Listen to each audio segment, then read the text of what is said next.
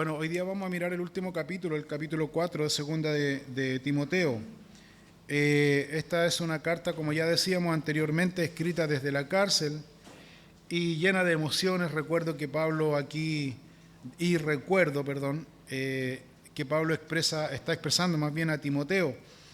Es una carta de ánimo, es una carta que Pablo le exhorta a Timoteo a seguir adelante con esta noble y privilegiosa tarea que el Señor Jesucristo le había encomendado. Ahora, es interesante mirar aquí algo en este capítulo, que el apóstol Pablo no expresa ninguna queja al final de su vida. Él está en la cárcel y él no expresa ninguna queja. En ninguno de los capítulos expresa alguna queja o alguna molestia por la incomodidad en la cual él se encontraba. Estaba en la cárcel, a punto de morir. Entonces eso nos da una gran enseñanza claramente aquí, que el apóstol Pablo también, si podemos mirar como queja, que no es como tal, pero si podemos mirar así algo similar a la queja, en segunda de Timoteo 4:16, mira lo que dice ahí, dice: en mi primera defensa ninguno estuvo a mi lado,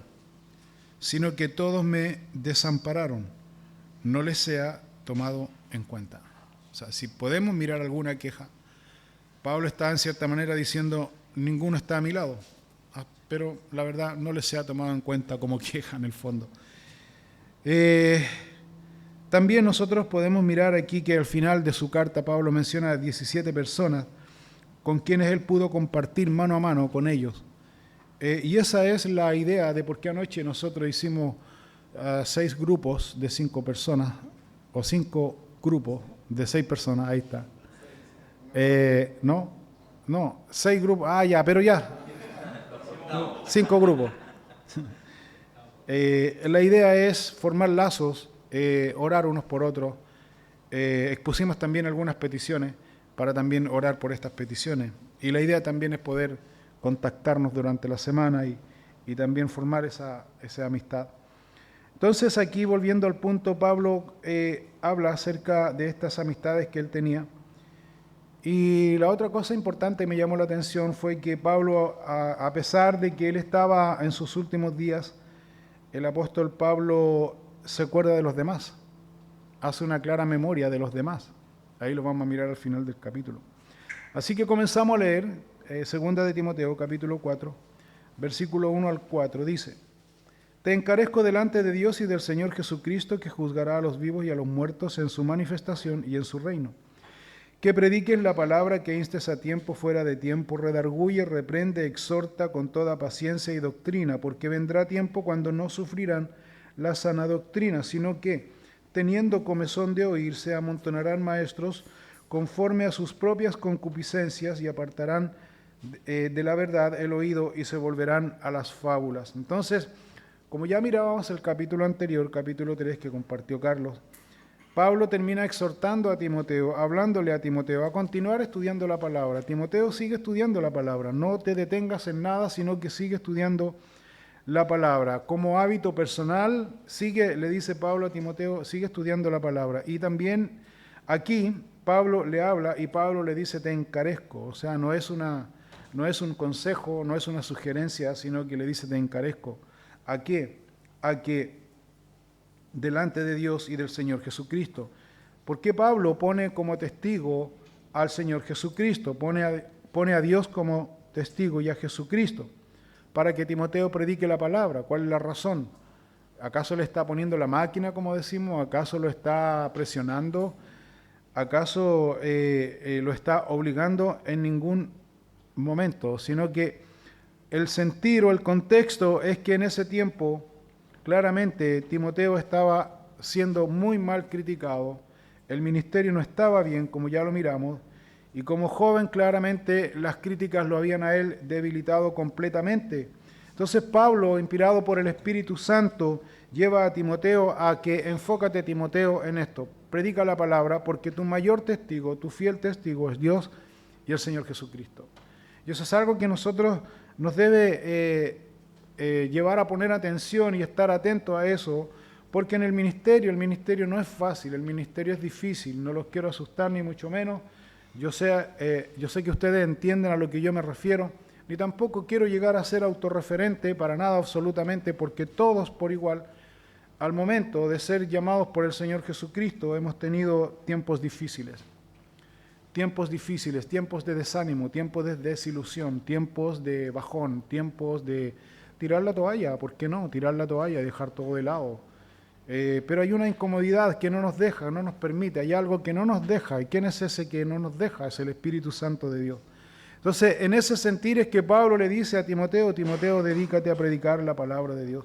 Toma la responsabilidad de predicar la palabra de Dios. No te enfoques en los que están a tu alrededor, las críticas negativas que están haciendo hacia tu persona, sino que simplemente dice, enfócate en eso porque es el Señor quien va a someter a prueba a cada uno, pero también Pablo le da el enfoque a Timoteo de la mala situación que él estaba viviendo, a que el Señor permite ese tipo de cosas para que Timoteo fuera perfeccionado.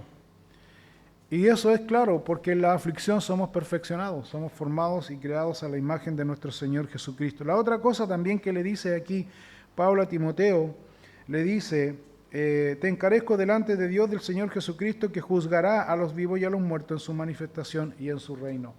Y eso es muy importante entender. Tal vez la persecución, tal vez la aflicción generada por personas, por grupos de personas, lo que sea, que llega a tus oídos y eso te desanima, te desilusiona. Tal vez las críticas negativas que llegan hacia tu persona por lo que tú seas, tal vez eso te desanime, pero ten en cuenta esto, lo mismo que Pablo le dice a Timoteo. ¿Qué le dice? ¿Sabes? Sigue adelante, porque el Señor es testigo, Dios es tu testigo, el Señor Jesucristo es tu testigo. Y no te olvides de esto, que el Señor Jesucristo va a juzgar. Va a juzgar toda obra buena y toda obra mala. El Señor lo va a juzgar. No te desanimes, sigue adelante. Y luego el versículo 2, inmediatamente lo vuelve al carril, digamos al carril correcto. Lo vuelve, dice, a la senda correcta. ¿Qué le dice? Predica la palabra. Viejito, predica la palabra. Preocúpate de eso. Y luego le dice, que instes a tiempo, fuera de tiempo, redarguye, reprende, exhorta con toda paciencia y con toda doctrina. Le dice claramente aquí. ¿Por qué le dice que instes a tiempo y fuera de tiempo? Que el hombre de Dios siempre debe estar listo y preparado para corregir, para redarguir, pero el hombre de Dios que ha llamado al ministerio siempre tiene que estar preparado para fortalecer la vida de los creyentes, pero también para corregir y para traer de vuelta al descarriado. Eso está diciendo. Para traer de vuelta al descarriado, y para traer de vuelta al descarriado hay que enseñar y hay que dedicar tiempo, y eso es lo que Dios nos ha mandado a hacer, y esa es la labor que hace Timoteo. Pablo le indica a Timoteo. Luego le dice, redarguye, reprende, exhorta con toda paciencia. Ahora, esta palabra, esta lista de cosas que le dice, redarguye, reprende, exhorta con toda paciencia y doctrina, eso me gustaría que lo pudiéramos tener súper claro. No le dice Pablo, redarguye, reprende, exhorta con toda paciencia y doctrina a título personal. Importante. No sé si a ustedes en su tiempo de ministerio de creyente le ha pasado que de repente usted está hablando a un tema y usted toca un tema tal vez sensible para la persona con quien está hablando, y la persona se le enojó y lo mandó a la punta del cerro y se mandó a cambiar y lo tomó personal, y usted está compartiendo solo lo que dice la Biblia. Yo no sé si usted ha vivido alguna vez esa experiencia. ¿Ha vivido usted alguna vez esa experiencia? Usted está compartiendo la palabra y de repente la persona lo tomó a personal y se enojó con usted y se mandó a cambiar. Pablo le dice a Timoteo, predica la palabra. ¿Por qué es importante predicar la palabra? ¿Por qué nosotros siempre nuestro fundamento tiene que ser la Escritura? Porque tú y yo no tenemos nada que enseñar ni que decir a las personas de acuerdo a nuestra experiencia personal, sino a nuestra relación personal. Aquí el que se glorifica y aquí el que redarguye, aquí el que reprende, aquí el que exhorta con toda paciencia y doctrina, es la palabra inspirada, la palabra de Dios inspirada, que ha sido inspirada por Dios, y que nosotros, ¿qué somos entonces? Instrumentos que solamente predicamos y enseñamos la palabra de Dios. Nuestro fundamento no es personal. Es que yo creo, yo pienso, no sirve. ¿Qué dice la Biblia? Si te enojas, te enojaste con Dios, no te enojaste conmigo. Eso es importante. Mi fundamento que yo hable siempre tiene que ser la Escritura. Y ese es el cuidado que Pablo le está diciendo a Timoteo. Timoteo, ten en cuenta esto. Esto no es personal. ¿Por qué es necesario entonces predicar la palabra del Señor? ¿Por qué la razón? ¿Cuál es la urgencia? ¿Por qué Pablo se enfoca en reforzar a Timoteo algo que teóricamente Timoteo ya lo conocía, ya lo sabía? ¿Por qué Pablo, una vez más, le dice predica y predica y predica y predica y predica? ¿Cuál es la razón? Miremos el contexto. ¿Cuál era el contexto? Porque vendrá tiempo cuando no sufrirán la sana doctrina. Díganme ustedes, ¿estamos viviendo nosotros en esos tiempos hoy? Sí, estamos viviendo en esos tiempos. Entonces, cuando dice vendrán los tiempos cuando no sufrirán la sana doctrina, se está refiriendo al tiempo cuando ya la gente cierra su corazón y no quiere oír la enseñanza de la palabra de Dios. Y estamos en esos tiempos. Hay gente que asiste a la iglesia, asiste a congregaciones como esta y no les gusta ser redarguidos, reprendidos, exhortados por la palabra de Dios, sino que claramente les gusta a ellos escuchar enseñanzas que ponen a Dios como su sirviente. Hay congregaciones que ponen a Dios como su sirviente, tales como, por ejemplo, para satisfacer su deseo egoísta. He escuchado, por ejemplo, doctrinas que dicen, y decláralo, y ten fe, y recibe, y acéptalo. O sea, tienen a Dios como el genio de la lámpara, a tu servicio. Y eso no es la forma que dice aquí la Escritura. Pero esas iglesias están llenas. Esas congregaciones están llenas, asiste cantidad de gente. Y no tienen la verdad porque no conocen la verdad, porque la verdad es Jesucristo. Pero Jesucristo debemos también aprender una característica fundamental del Señor Jesucristo, que es cómo Él sobrellevó situaciones difíciles. Primero, a los fariseos, dígame usted, cómo el Señor Jesucristo trataba a los fariseos, cuando los fariseos venían y aplicaban la teología enrostrándosela al Señor Jesucristo. Por ejemplo, cuando los fariseos le dijeron al Señor Jesucristo, Maestro, le dijeron, Maestro, tus discípulos no se lavan las manos antes de cenar. ¿Y qué les dijo el Señor Jesucristo? Ustedes son hipócritas. Porque hicieron de la tradición, de la interpretación, ni siquiera era la ley, de la interpretación de la ley, un dogma, un principio, y lo están aplicando. ¿Cuántas veces nosotros también, en nuestra percepción, en nuestra interpretación de la Escritura, nosotros también vamos y nos creemos Jesucristo y también hacemos eso, siendo que debemos mirar lo que realmente el Señor habla a mi vida? Y con amor debemos corregir. La verdad se enseña por obligación. La verdad se enseña. ¿Cómo se enseña? Por presión. La verdad se enseña. ¿De qué manera? Con corrección, con golpes. ¿Cómo se enseña la verdad? Con amor. Y note eso, van los dos juntos. No va uno solo. Porque si yo enseño verdad, verdad, verdad, verdad sin amor, enseño brutalidad. Si yo enseño amor, amor, amor, amor sin verdad, amor, amor, enseño ¿qué? Superficialidad, ambigüedad. Pero si enseño verdad en amor, ahora, ¿cómo yo podría aprender, en buen sentido, el arte de enseñar verdad en amor? Tengo que conocer la verdad. Y al conocer la verdad, transmito la verdad con amor. Eso es muy importante. Eso es muy importante. Por eso es importante ser lleno del Espíritu Santo. El fruto del Espíritu Santo, ¿cuál es? Amor, gozo, paz. ¿Sí o no? Ese es el fruto del Espíritu Santo. Amor, gozo, paz. Eso es lo que Dios me da. Amor, gozo y paz. ¿Depende de mí? No, depende de Dios. Eso es lo que Dios me da. Amor, gozo, paz. Paciencia, benignidad, bondad. Paciencia, benignidad, bondad. Ese es mi reflejo, claramente, ¿a quién? Al prójimo. Tengo que ser paciente, tengo que ser benigno, tengo que ser bondadoso. ¿Con quién? Con el prójimo. Amor, gozo, paz, paciencia, benignidad, bondad. Fe, mansedumbre y templanza. Fe, mansedumbre y templanza. son las fortalezas que el Espíritu Santo me da a mí como persona. Por eso es importante el fruto del Espíritu y se aplica de esa manera a su vida. Entonces Pablo está en ese enfoque hablando aquí a Timoteo. Timoteo necesitaba enfocarse entonces en la palabra de Dios. ¿Por qué? Porque el hombre claramente, por instinto natural, no quiere la revelación de Dios. Prefiere escuchar lo que quiere escuchar. Había un señor, no sé si les conté esta anécdota, me encantó. Había un señor que tomó a un... él estaba en un lugar, pongámosle en el Paseo Ahumada, lleno de gente, mucha gente. Y este hombre estaba paseando, este pastor estaba paseando mostrándole la ciudad a un mapuche, ya que vive en el campo, pero allá en el campo, pero lejos en el campo, fuera de la bulla y todo el tema. Entonces, van caminando por el Paseo Ahumada, donde hay tanta aglomeración de gente y tanta bulla y tanta cosa, que el mapuche, por ejemplo, le dice al pastor, oye, le dice, escucho un grillo. Suena un grillo, hay un grillo. ¿Cómo dijo? ¿Cómo un grillo? No, es que oigo la voz de un grillo, o sea, el ruido de un grillo. ¿Cómo dice tanta gente? ¿Cómo lo oye? Sí, le dice, oigo un grillo. Mira, ¿por qué lo oye? Mira, escucha. Mira, te voy a enseñarles. El mapuche viene y toma una moneda, una cantidad de moneda, un puño de moneda, de 100 de lo que sea. Mira, pon atención, le dice el mapuche al pastor. Mira, ¡pah! Cayeron las monedas al suelo.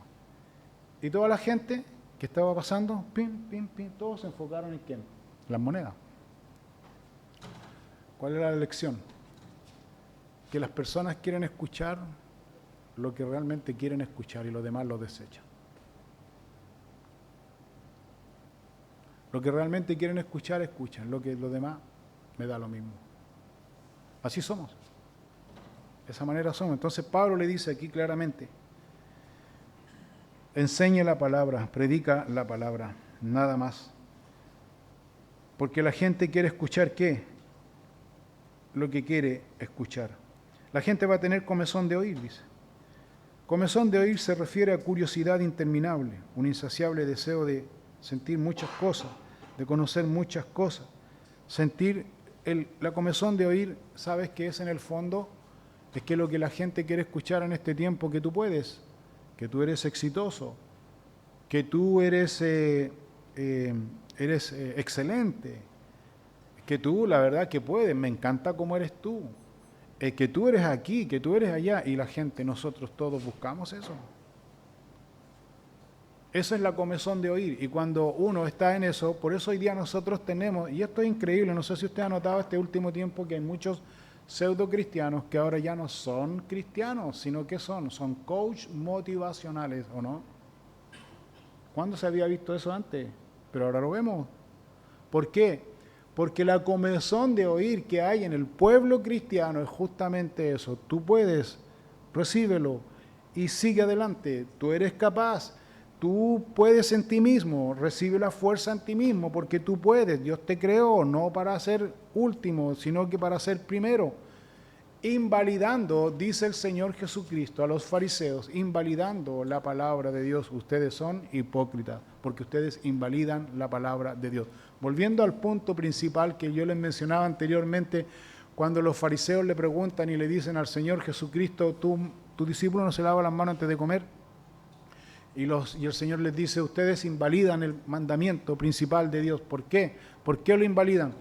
Mire lo que dice Jesús, les dice, ¿sabe por qué lo invalidan?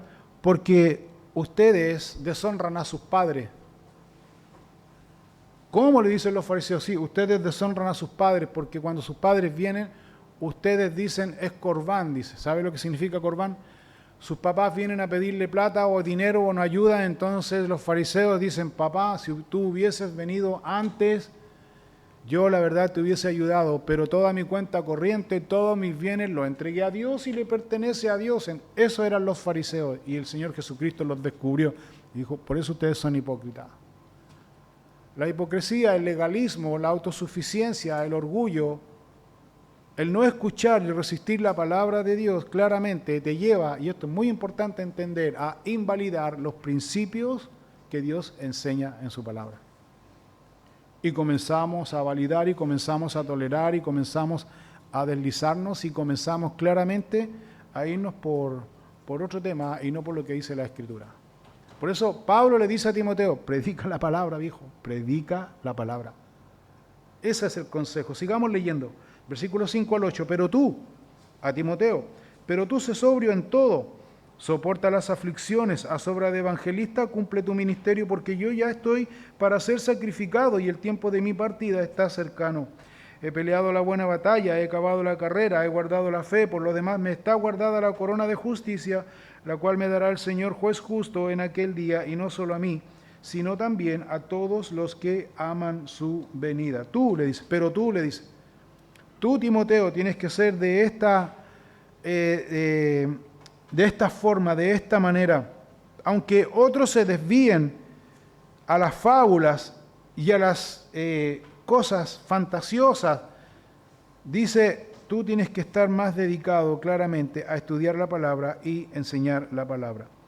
El consejo de Pablo a Timoteo es ser sobrio en todo. La palabra sobriedad es lo contrario a ebriedad. ¿Se han puesto a pensar ustedes, por ejemplo, por qué dice Pablo a los Efesios, dice que el hombre tiene que ser, no os embriaguéis con vino, dice? ¿Han leído esa parte en Efesios? No os embriaguéis con vino, el cual hay disolución, sino sed llenos del Espíritu Santo, ¿sí o no? Analicemos los que alguna vez probamos el alcohol en demasiado, analicemos términos generales.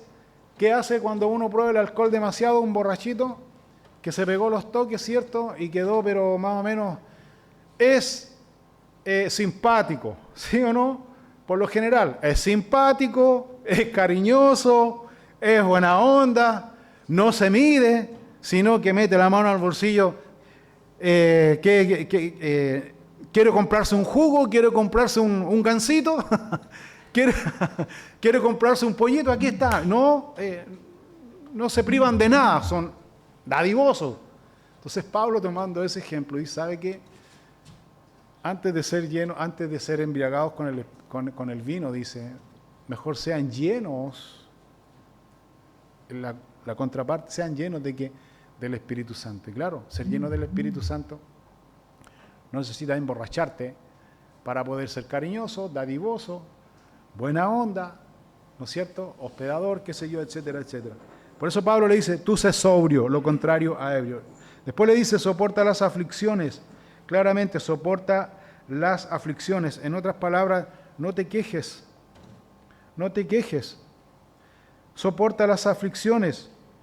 No formes grupos, no formes bandos, no seas autorreferente. Tienes que estar dispuesto siempre. La palabra soportar le está diciendo aquí, tienes que estar dispuesto a soportar maltratos. Si el Señor sufrió eso, ¿cuánto más nosotros? Debes gozarte en eso. Debes ser lleno del Espíritu Santo. ¿Se acuerdan que los discípulos, por ejemplo, cuando fueron tomados prisioneros, los golpearon? Cuando Pedro y Juan hicieron un gran milagro, sanaron a un cojo que estaba en el templo y se hizo una gran revuelta.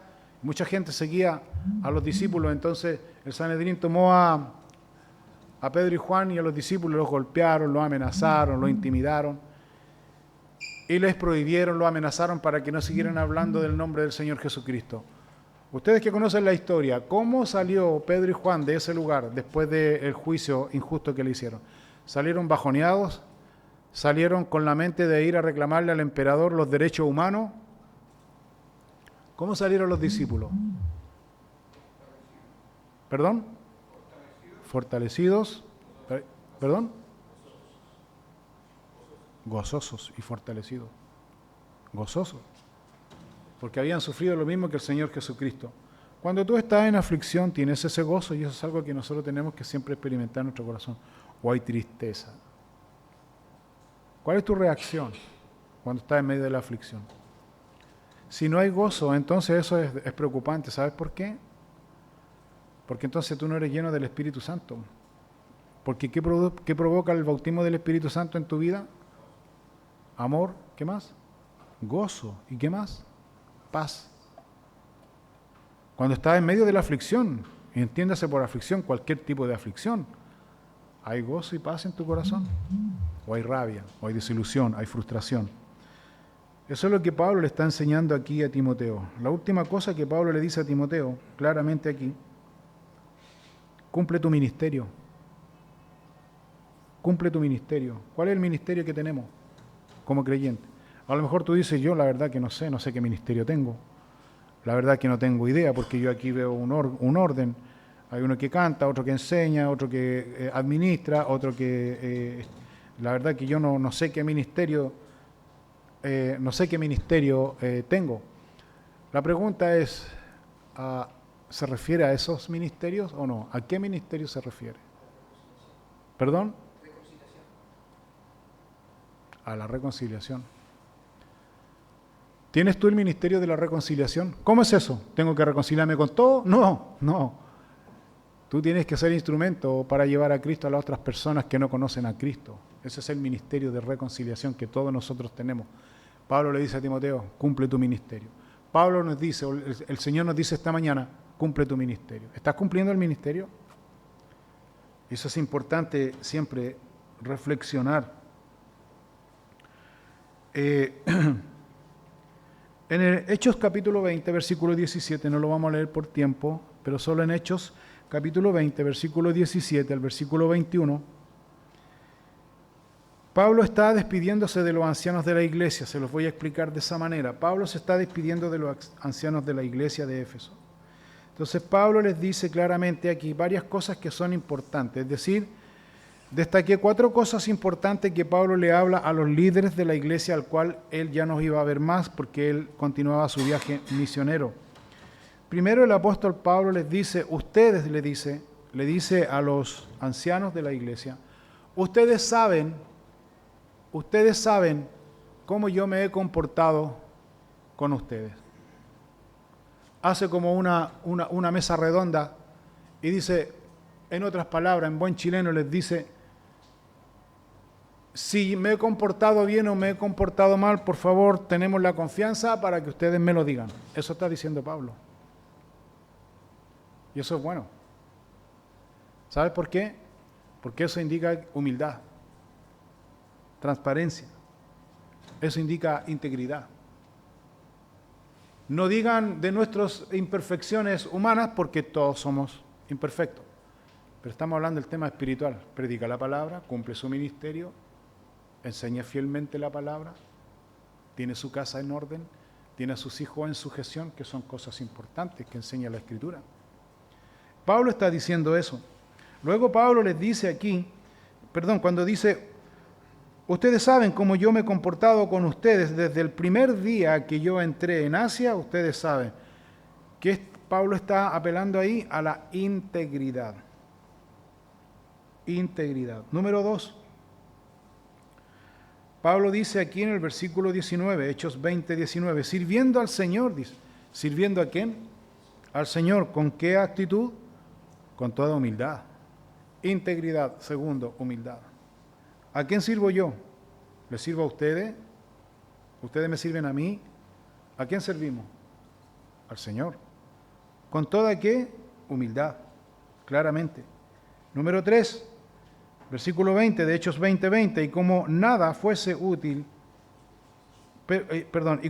que fuese útil, he rehuido denunciaros y enseñaros públicamente y por las casas, ¿qué? El consejo de Dios, claramente.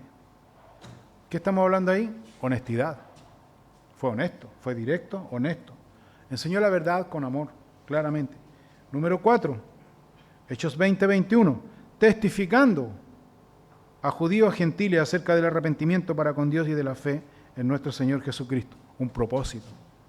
El hombre de Dios tiene entonces, en resumidas cuentas, tener 4 ingredientes vitales en su vida espiritual. Número 1, tiene que ser íntegro. Número 2, tiene que ser humilde. Número 3, tiene que ser honesto. Número 4, tiene que tener un propósito para que Dios lo llamó. Un propósito, un plan para que Dios lo llamó. Es muy importante. Entonces eso nos lleva a preguntar, ¿y qué fue lo que sostuvo al apóstol Pablo durante 30 años de esfuerzo y sufrimiento? ¿Qué fue? Porque la pasó muy mal. ¿Qué fue lo que sostuvo al apóstol Pablo en ese tiempo? Segunda de Timoteo 4:6 dice, porque yo ya estoy para ser sacrificado. Estoy listo, no tengo vuelta, perdí la esperanza humana, dice. Y yo sé que el tiempo de mi partida ya está muy cercano, dice. Pero mira cómo termina. He peleado la buena batalla, he acabado la carrera, he guardado, ¿qué dice? La fe. ¿Estás peleando la batalla? ¿Qué batalla? ¿A qué batalla se refiere? La batalla de mantenerse en obediencia a nuestro Señor Jesucristo, esa batalla. Porque aquí nosotros tenemos un enemigo. El enemigo es Satanás con sus demonios. Y esa es la batalla que tenemos. La carrera, mantenernos firmes, persistentes y guardar la fe. Tenemos que guardar la fe en nuestro corazón como un tesoro en nuestras vidas. Por lo demás, dice versículo 8, me está guardada la corona de justicia, la cual me dará el Señor juez justo en aquel día. Y no solo a mí, sino que a todos los que aman su venida. ¿Qué mantuvo a Pablo firme y con convicción en el tiempo de aflicción, de sufrimiento? Lo que nos debe mantener también a nosotros, pues hermanos. ¿Qué? La venida de nuestro Señor Jesucristo. ¿Espera la venida de Jesús? Yo la espero. El Señor viene pronto. Lo que pasemos, la aflicción que pasemos en este tiempo es temporal. Es temporal. Pero donde estamos enfocados, eso va a ser eterno en los cielos. Segunda de Timoteo, capítulo 4, versículo 9. Dice lo siguiente.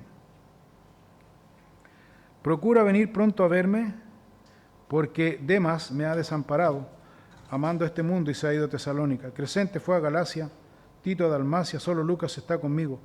Toma a Marcos y tráele contigo, porque me es útil para el ministerio. A Tíquico lo envía a Éfeso, trae cuando vengas el capote que dejé en Troas, en casa de Carpo, y los libros, mayormente los pergaminos. Alejandro, el calderero, me ha causado muchos males. El Señor le pague conforme a sus hechos.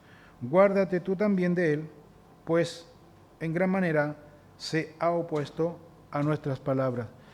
En mi primera defensa, ninguno estuvo a mi lado, sino que todos me desampararon. No les he tomado en cuenta.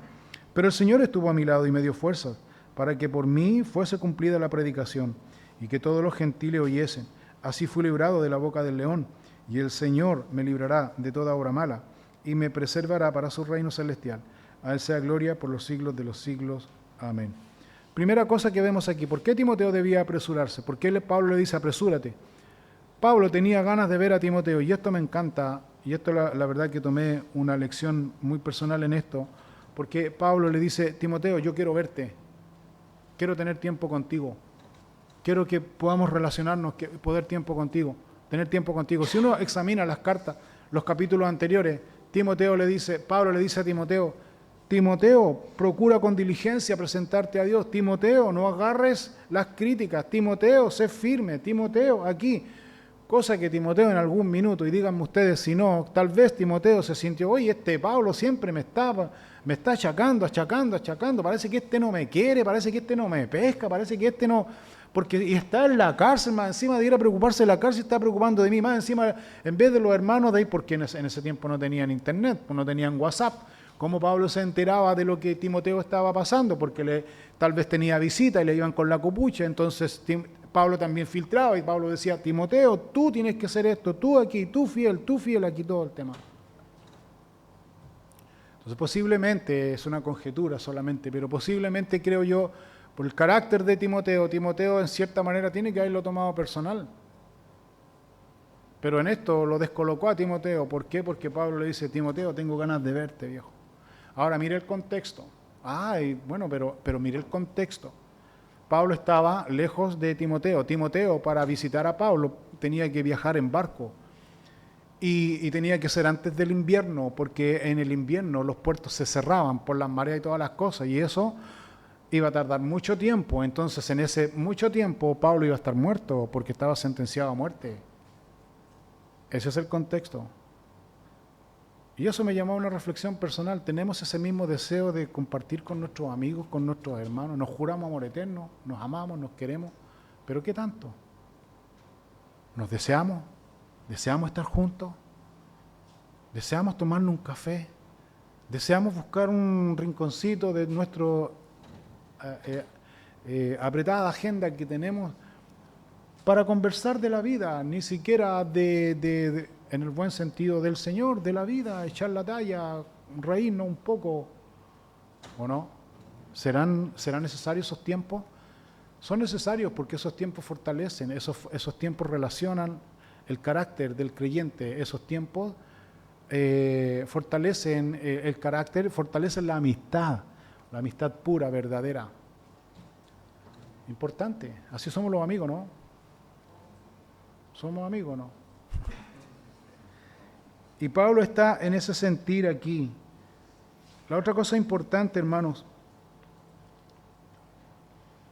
Pablo dice, versículo 13, trae, por favor, cuando tú vengas, ¿qué dice? El capote que dejé en Troas, en casa de Carpo, por el frío que se venía en el invierno.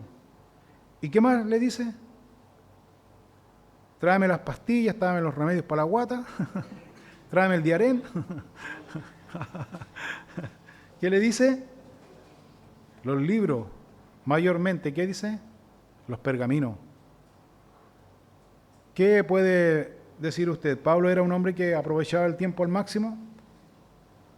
Es lo que nosotros tenemos que hacer, estudiar la palabra de Dios, capacitarnos, instruirnos claramente.